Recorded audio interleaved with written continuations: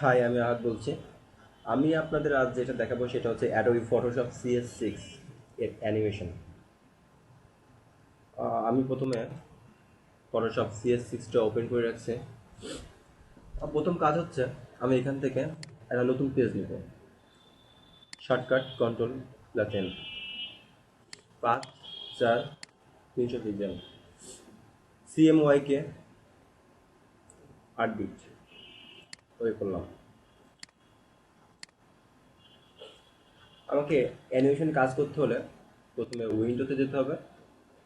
Time line নামে একটা option আছে, এটা সিলেক্ট করতে হবে।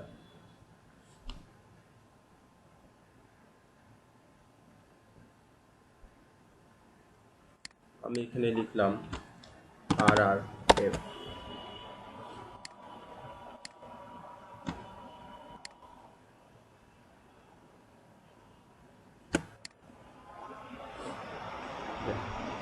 দুইটা অপশন, এখানে দুইটা অপশন আছে।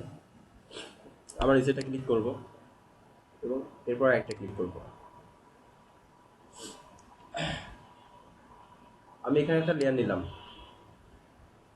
আমার কাজ হচ্ছে লেয়ার নিয়ে। আমি যদি একটা একটা করে লেয়ার নিই তাহলে আমার অনেক সময় লাগবে, কারণ এখানে অসংখ্য লেয়ারের কাজ।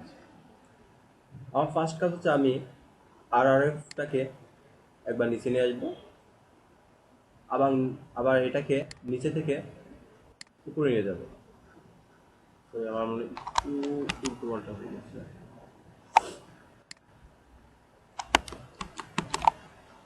RRFটাকে আমি নিচে নিয়ে আসবো, আবার নিচ থেকে উপরে নিয়ে যাবো, এতটুকু।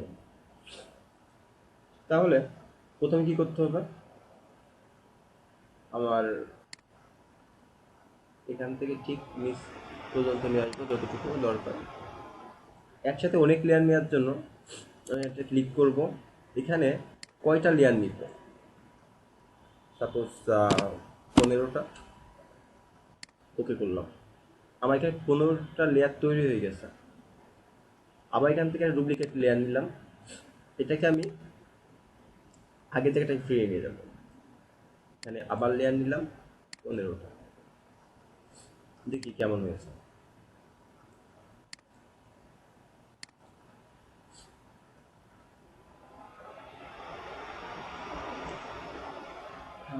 এইভাবে অ্যানিমেশনে কাজ করতে হয়। ঠিক আছে, এটা আমি সেভ করব।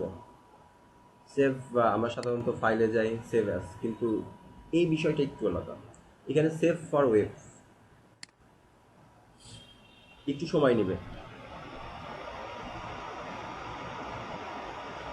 আমি সেভে ক্লিক করব, এই লোকেশনটা দেখাই দেবো এবং ফাইলে একটা নাম দিব।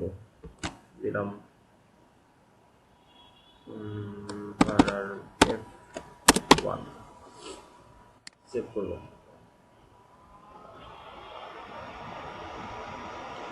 এটা কিন্তু আমার সেভ হয়ে গেছে এবং সাকসেসফুলি। দেখা যাক। RRF1 নামে আমি এটা সেভ করেছি, আমি ওকে করলাম। দেখেন, আমার কিন্তু এটা কাজ হচ্ছে। এইভাবে এই অ্যানিমেশনে কাজ করতে হয়। আমি ছোট্ট একটা লেখা RRF দিয়ে আমি জিনিসটা দেখালাম। আপনারা আহ, আরও চেষ্টা করবেন, আরও ভালো কিছু তৈরি করতে পারবেন। আর আমি আগামীতে আরও ভালো কিছু নিয়ে আসার চেষ্টা করবো। সবাইকে ধন্যবাদ।